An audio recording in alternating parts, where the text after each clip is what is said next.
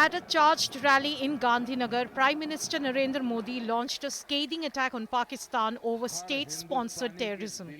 Not just Pakistan, Prime Minister Modi did not even spare previous Indian governments, accusing them of historical inaction on Kashmir. 1947 में जब मां भारती के टुकड़े हुए,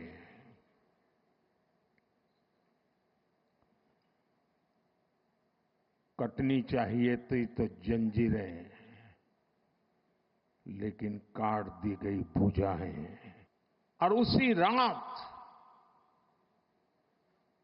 पहला आतंकवादी हमला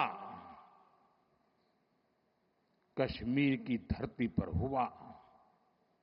अगर उसी दिन इन मुजाहिदीनों को मौत के घाट उतार दिया गया होता,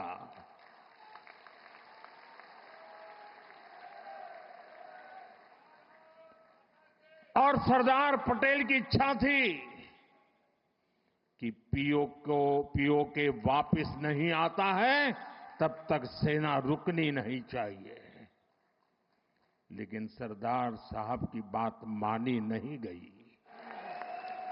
By targeting Jawaharlal Nehru's decisions on POK and praising Sardar Patel, Prime Minister Modi reignited the historical debate over who would have shaped post-independence India's security policy better. Pakistan समझ गया कि लड़ाई में वो भारत से जीत नहीं सकते हैं,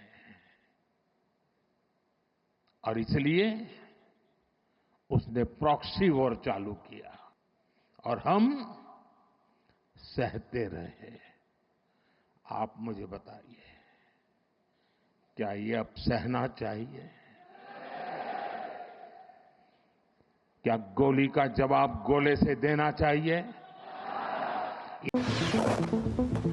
Apart from highlighting the success of Operation Sindoor, Prime Minister Modi raised the Indus Waters Treaty of 1960 and called it badly negotiated.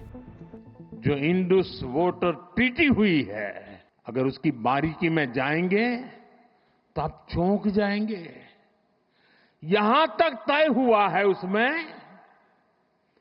कि जो जम्मू कश्मीर की अन्य नदियों पर डैम बने हैं, उन डैम का सफाई का काम नहीं किया जाएगा, और जिसमें 100% पानी भरना चाहिए था, धीरे धीरे इसकी कैपेसिटी कम हो गई। Prime Minister Modi also warned Pakistan of severe consequences. 6 मई की रात ऑपरेशन सिंदूर सैन्य बल से प्रारंभ हुआ था, लेकिन अब ये ऑपरेशन सिंदूर जन बल से आगे बढ़ेगा। भारत माता की जय। He further referred to Operation Sindoor, stating that the Indian strikes were carried out in front of cameras, silencing what he called the politics of Saboot. If you like the video, do like, comment, share and subscribe.